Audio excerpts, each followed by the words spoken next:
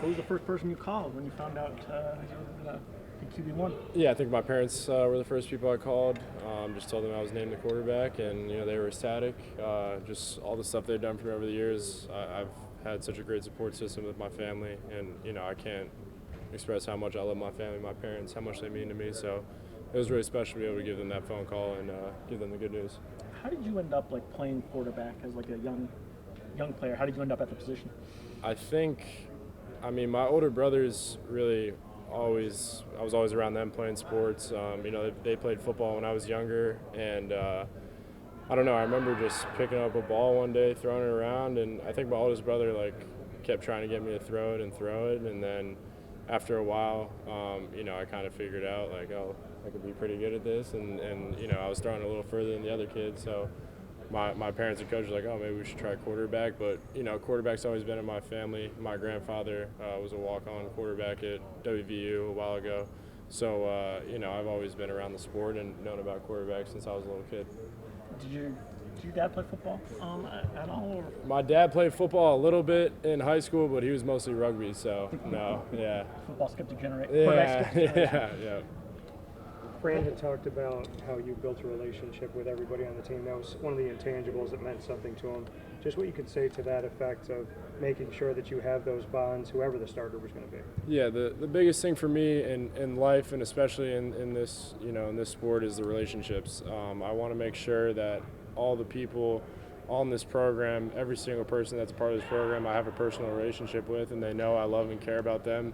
Because for me, the way I was brought up playing football, it's all about the relationships, and it's a quote that I've heard from forever is, you show how much you care about each other by how hard you play. So I want to make sure I have a personal relationship with these guys, and they know no matter when I'm on the field, on the sidelines, offense, defense, special teams, I have that love and care for them, and I understand who they are on a personal level. So when I'm out there and we're out there together, trying to get the best out of everybody, just knowing that I truly care for them as a person as well as a player. What was it like to go through the competition with Ricky? And obviously you both compete in practice and continue to do that.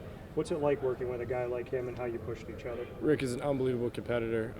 I think this camp, he brought the best out of me and I brought the best out of him. I think, like I said before, competition breeds excellence. So every single day, going at it and making sure that we were trying to do the best we can. I think overall it was a healthy competition, and we both got better along the way.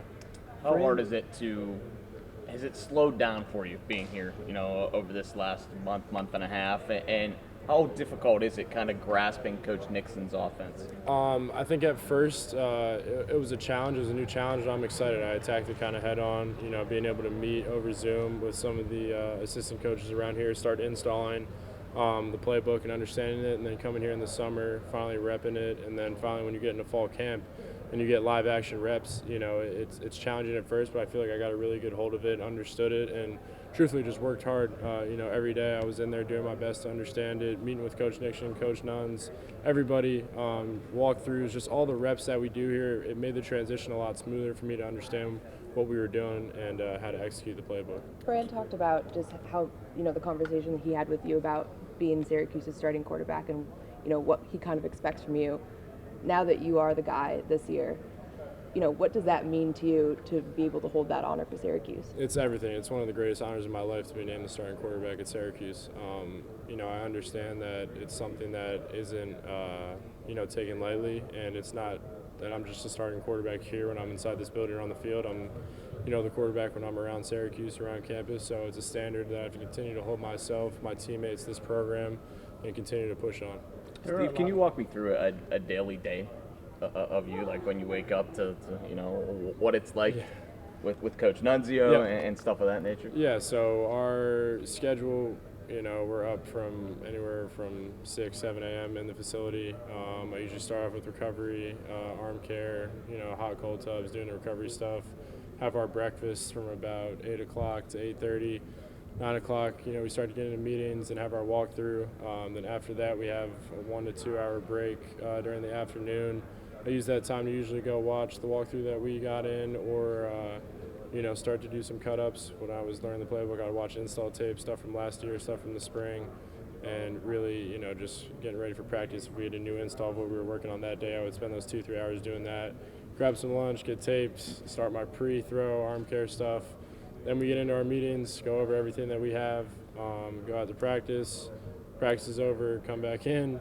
We have dinner, again, recovery, cold tubs every day. I guess the cold tubs go until October, so that's awesome. Then after that, we get into more meetings throughout the night, unit, position, and then whenever we're done, we're done. Whoever knows. But Who taught you like the importance of being that way? You know, like just being so detailed on everything from body care Yeah. to learning. I truly think one is my parents.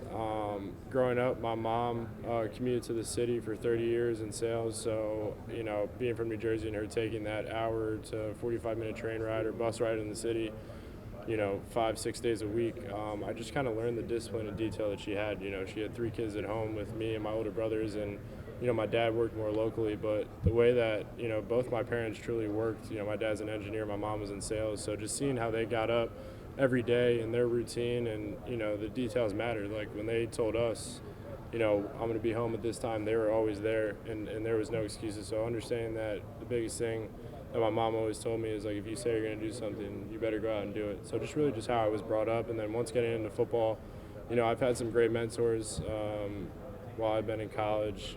You know, one that's always big, 2 that are always on my mind, one being Sam Hartman, 2 is Riley Leonard. Really from Sam, who was a guy that was an ACC kind of veteran, understanding the way that he played 6 years of college football, he took care of his body, and you know, everything that he did from arm care to his routine, I really just kind of studied his game for that year we spent together and understanding him. And then Riley was the same way. So just having, you know, those mix of people in my life have helped. Did you know or play with any of the Jersey guys growing up on the team this year? Or? I played against a lot of these guys, but I didn't play with any of them. Who'd you play against? So I played against Yasin Willis. I played against, who else I played against? It was Yasin. Max Runyon was at Joe's. Deuce is too old. Yeah, Deuce is too old. Me and him kind of go back and forth because we were supposed to play them one year. I keep saying that they didn't want to play us. Coach Fran doesn't like when I say that either. So I really can't say. But a lot of those guys, like, we just mix in circles. Like, New Jersey football culture is so, like, strong.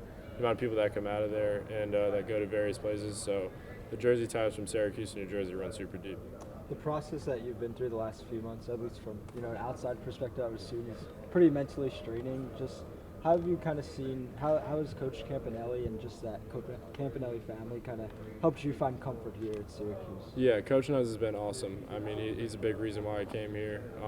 You know, also talking to Coach Vito when I was in the portal of possible places to go, and, you know, just kind of his input. I can't thank the Campanelli family enough for all their help, and then especially having Coach Nuz as my coach. I love him to death. Like, he's been absolutely everything for me, just from learning the playbook, spending extra hours and extra time. Anything I need, he's always there to help me with.